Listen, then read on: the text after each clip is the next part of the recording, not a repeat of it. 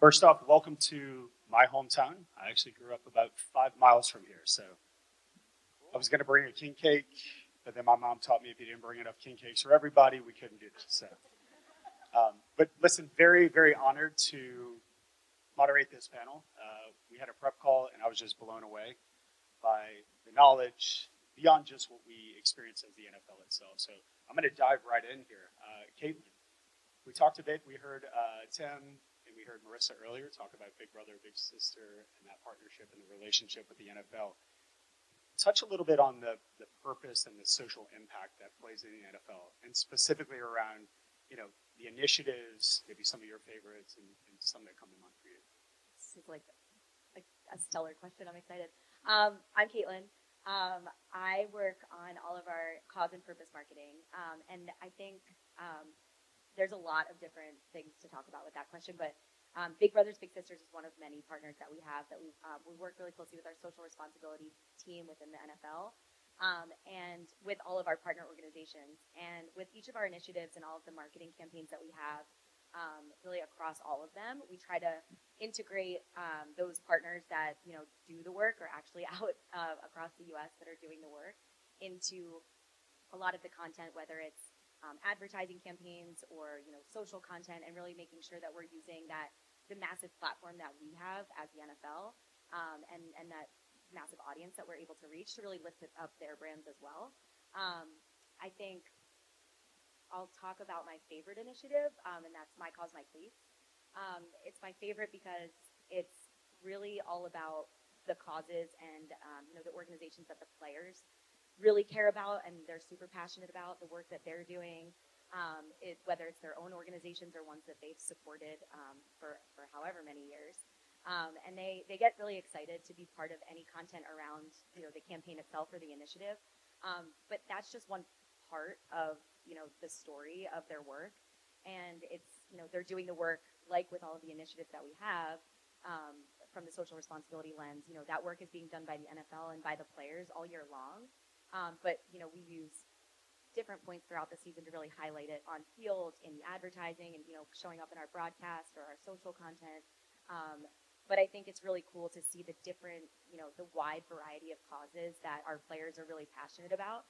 And I think we work really closely with Kate and the insights team to think, how can we make sure that we're touching upon things that maybe don't have their own initiative, and give, shine a little light on things that are sometimes overlooked, or areas that we could be lifting up a little bit more. So that's probably like my favorite initiative throughout the year. I think maybe I answered both parts of the question. You went over the top, but so we discussed on the prep call. My background is in baseball, played and worked for a long time, and oftentimes I'll pick fun at baseball players. Oftentimes they were kind of forced to do something, and it's just kind of like drag them out of the clubhouse type situation. But we were kind of talking about stage a good bit about this, and for any of you on the panel, it resonated in the TV spot. But share a little bit more about that, just how authentic it is for these players, and how they truly get excited about being a part of these things. It's not you have to go do this. It's more they love this because maybe they were a part about it. Maybe were formerly a big brother, big sister. 100%. Yeah, I think it's really cool to see players really leaning into the work and the campaigns themselves, because they're so excited about helping to build that brand for each of the organizations, or if they were part of it, like our Super Bowl spot. I know Tim Ellis was here earlier today, our CMO, and he spoke a little about and potentially showed a preview of our Super Bowl spot, that actually the longer version of it aired in the conference championships a couple weeks ago, so hopefully everybody saw it.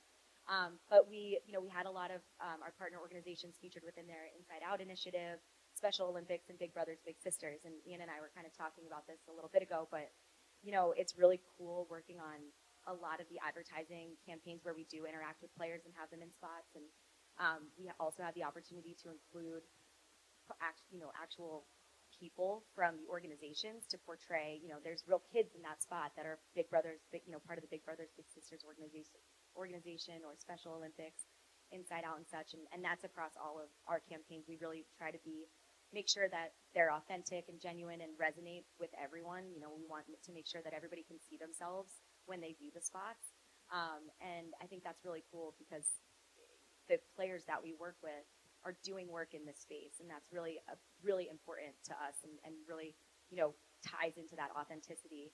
I think another thing that we'll probably all talk about is the helmets off strategy that the NFL has, and this plays a lot into that. But Can I just say one thing? Dive right in. What's really interesting about this marketing organization at the NFL is that I've noticed that they're very empathetic, right? And that level of empathy helps us understand that we have to listen because of the helmets off strategy on what the players want. And that value exchange between the player and the marketing organization has enabled us to really create great storytelling. So examples of everything that Caitlin's talking about is an example of that. The stuff that I'll talk about is an example of the stuff, especially when we think about youth, is an example of that. So that's kind of you seeing that richness comes out of all the advertising that we've been doing the past few years under the leadership of Tim and Marissa. Yeah, I would love for you guys to dive a little bit deeper in the helmets off. I think if any of us think about the NFL, and unfortunately for me and my colleague in the audience, we're from New Orleans, we're Saints fans, so we had our moment, and then it's kind of gone away. But I think all of us as fans of the NFL, I'll say in the past, has significantly evolved into it's beyond on the field and watching this specific game. I always allude to the NBA. It's super cool to watch them walk into the arena in what they're wearing, their sneakers, their things. But the NFL just seems to go so much further. So maybe dive a little bit deeper, any of the panelists, on the helmets off. I'll start with, at least on the cultural side, one of the things that we're doing from a global expansion perspective is really trying to bring in a brand new audience, and you're seeing a lot of that happen with, you know, the international games and some of the ones that I worked on in the Brazil and the Mexico one. What we try to do in our advertising when we're trying to appeal to that is we're trying to tell their stories, their heritage stories, with how that has an impact on who they are and the community that they're actually representing. So I think that that's been one of the biggest pieces as we're thinking about creating that relationship with the fans. But I also know that we're doing that with our youth in a lot of the stuff that we're doing there. Yeah, and Claire, let's dive right in. Flag football is something that's massive in the NFL, and it's even bigger for kids as they participate in sport, in football specifically, before they even get into tackle. Yeah, hi everyone, I'm Claire. I sit on our growth audiences marketing team here at the league with a specific focus on all of our youth marketing efforts. So, you know, a big piece of the pie here is trying to drive participation. Kate on the Insights team can back me up, but we know that over 83% of our avid fans become fans before the age of 18, and that kids who play organized football, whether that's tackle or flag, are 4 times more likely to become a fan in future years. And so from a marketing perspective and just, you know, a league standpoint, we're really focusing hard on, you know, driving those participation efforts and trying to get, you know, as many footballs in the hands of kids and teens around the world as possible. And I think flag football has really been, you know, a key avenue for that. It's really a game changer in the participation space, in the fact that, you know, it allows more people to play regardless of age or gender or physical ability. It really represents our football is for all creed in that it's inclusive, accessible, you know, a low barrier to entry, and that there's less equipment needed. You can really play anytime, anywhere. And it's specifically been a huge focus, and there's a ton of momentum with women and girls as well getting involved in the game. You know, I think especially with the development of pathway opportunities for women, in the sense that they can play, you know, past the youth level. You know, there are 15 states that have sanctioned girls flag football as a varsity high school sport, which is amazing. There's, you know, collegiate scholarship opportunities that are rising, and then even with you know, athletes being able to participate and compete on the world's biggest stage at the Olympics in Los Angeles in 2028. I mean, it's amazing. And so the more that we can do to continue to just drive home the fact that football can, you know, be for you, you can fall in love with the game, and there's a spot for you here in football and with the league, I think, you know, the better, and we're just going to see deepening engagement with those fans.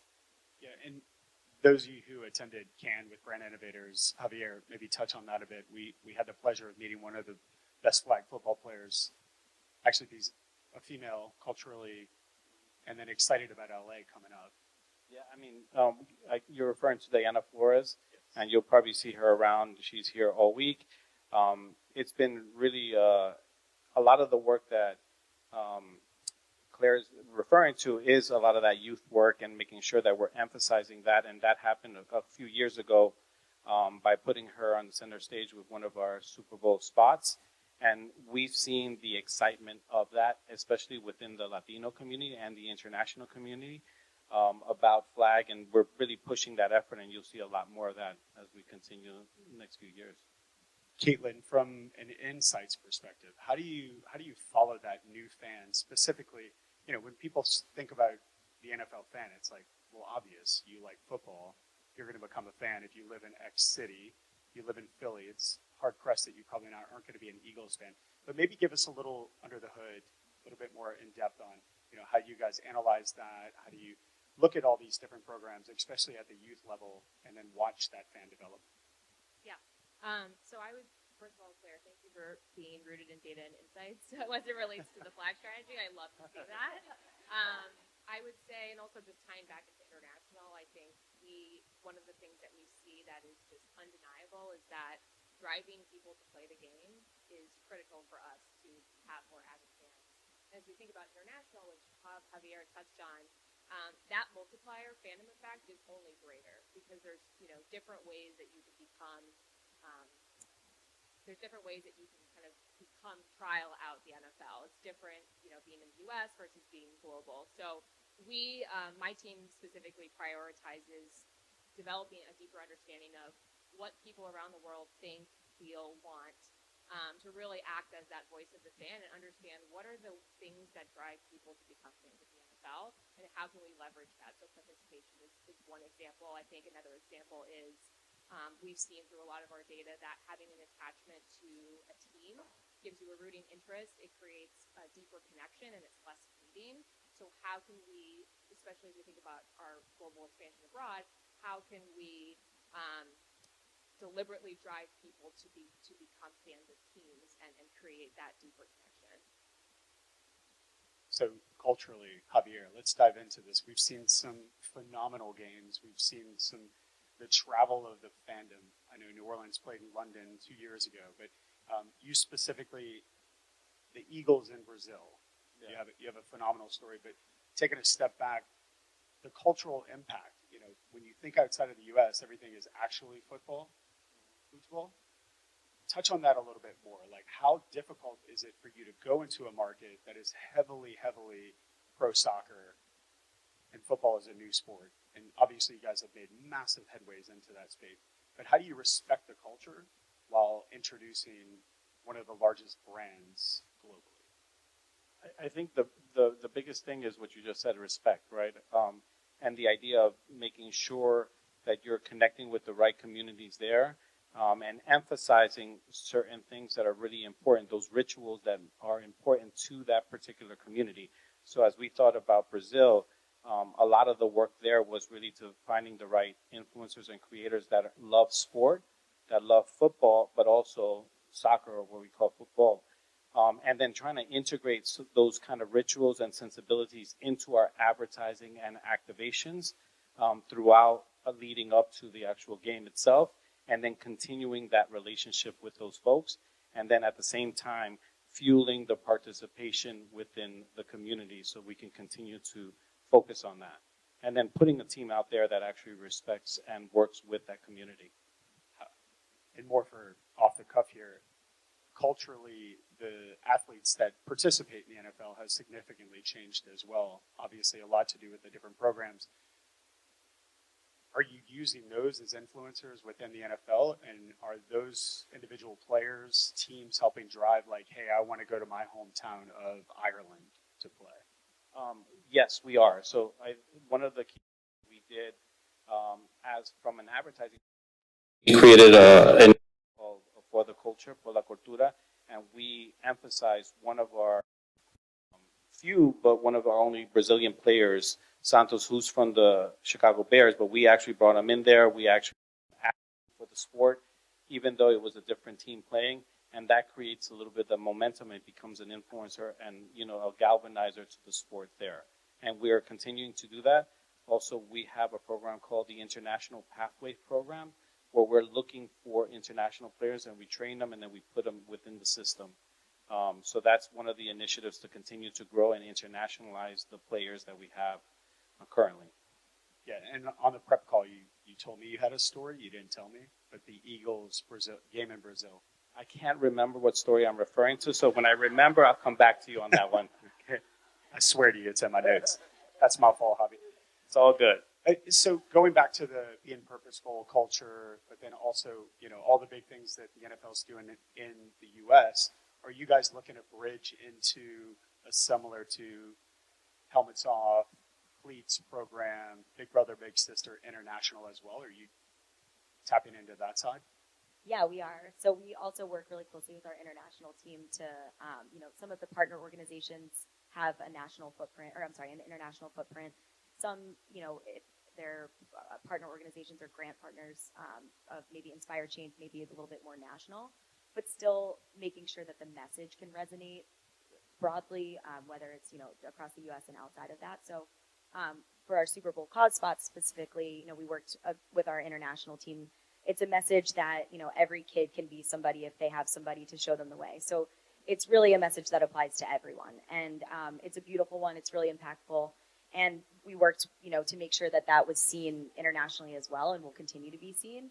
And we work really closely with them, again, on things like, you know, our other initiatives like My Cause, My Cleats, where making sure that, you know, those messages and those organizations or players that are promoting or supporting organizations that, you know, do reach internationally are also lifted up really through that initiative and beyond.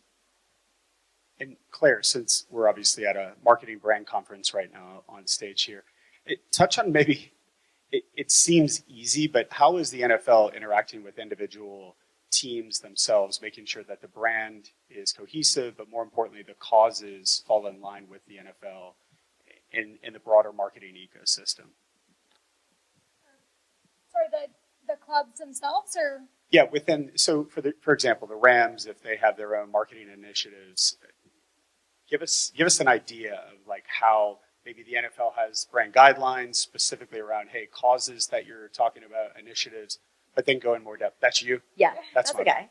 I swear I know what I'm doing up here. No, so we have, we work, again, really closely with all of the clubs, and our club marketing team helps us a lot with making sure that communication is streamlined. So, you know, when the league is, we all work within the NFL ecosystem, right? So it's the clubs, the players, the coaches, the NFL family, we call it, and making sure that the messaging, when we decide on, you know, how a campaign is going to formulate or a concept, making sure that we share that communication with the clubs so that they can also think about ways in which they can integrate the messaging. And we work with them on making sure we have information on, you know, what players are doing work in this space and doing it really well, that we want to either feature within the advertising, or if we want to really plus up their messaging on something with social or really high kind of work. But the clubs are really awesome, and obviously the campaigns and initiatives as successful and as impactful without the work that they do in parallel and in addition to, I guess, what the league is doing. But we work in lockstep with them, obviously, to make sure that it all formulates. Yeah, and Caitlin, over to you on the analytics side of things. Living in an ecosystem where marketing happens in real time, change happens significantly faster. How quickly are you guys integrating that data side and the metric side into messaging?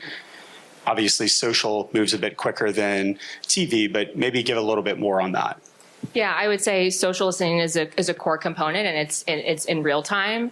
We also just do a lot of traditional market research around, you know, even using some of Caitlin's examples, and we've really expanded our measurement of creative of campaigns both in the U.S. and internationally. So, to give you an example, our brand spot that we're launching on Sunday during the Super Bowl, we're going to be testing that with consumers in the U.S., but also in core international markets to really make sure that we have a holistic measurement and understand, are we resonating with audiences kind of across the globe? So I would say it's a mix of, you know, social, traditional market research, and then, of course, other consumption metrics like viewership and, you know, more kind of bottom of the funnel type measures. Yeah, and I know we're not going to go into depth here, but Claire, for you, when you see the NFL is now obviously a part of YouTube, Netflix was huge during Thanksgiving, Christmas, actually outperformed the NBA significantly, so much so that it upset LeBron James that he said, this is our moment, but it wasn't. It was beautiful to see, having 12-year-old triplets. They're not big into the NFL, but they loved the Simpsons component. They love the Nickelodeon slime component.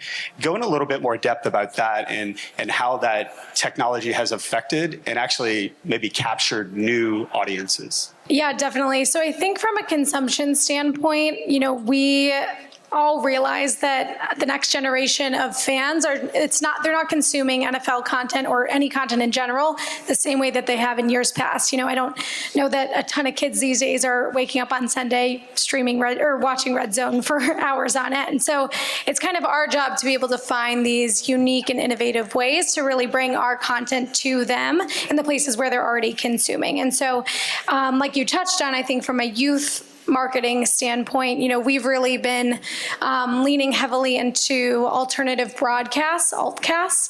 So think of it as, a tailored version of a live NFL game that, is creatively adjusted, I'll say, to better suit youth demographics and also, create a co-viewing environment for families and parents and kids to watch together. And it really creates this kind of, first touch point or entry point for someone to start consuming NFL content and engaging with it. And so, we work with partners like Nickelodeon and Disney to really bring these ones to life. They're super fun. I know Nickelodeon, as an example, obviously had the first ever youth-centric altcast for the Super Bowl last year. This year they had a wild card game, and it's really fun. It's kid-friendly. There's all these fun graphics with the slime. You got SpongeBob and Patrick in the booth, and we also work to make sure that there's educational components within the altcast as well. So we want to make sure that there are tools where we can also, give our target audience, a broader understanding of the game and learning the X's and O's, but in a way that really resonates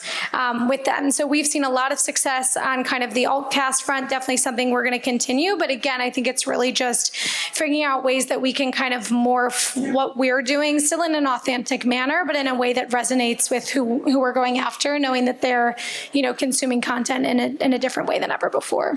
Love that. So 2 minutes, 2 questions. Make them good. You get one.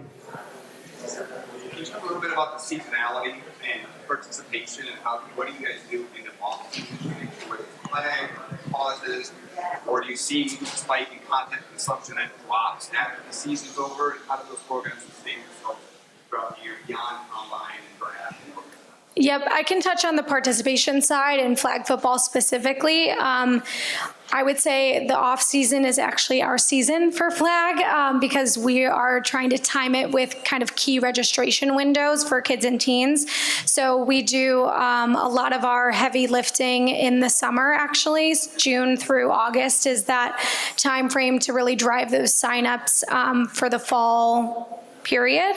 And I think it's just keeping flag, at the top of mind for people.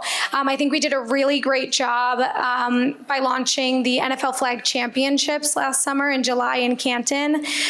This was something that was a huge priority for the league. It was a huge success. It was really just bringing out, the top NFL flag stars, kids and teens from all across the globe to compete and have this tournament live on ESPN, ABC, Disney, which I think is just major. It's giving that visibility to the sport, which it totally deserves. And also it's, giving recognition to these amazing athletes and really elevating their profiles and continuing to just build on the momentum that's already existing with the sport. But, doing it in those time frames that maybe isn't, it's different than our normal NFL season, but is the right time for participation. All right. We are a wrap. Thank you all. I know you have a busy week. Best of luck. And thank you all. Round of applause. Thank you.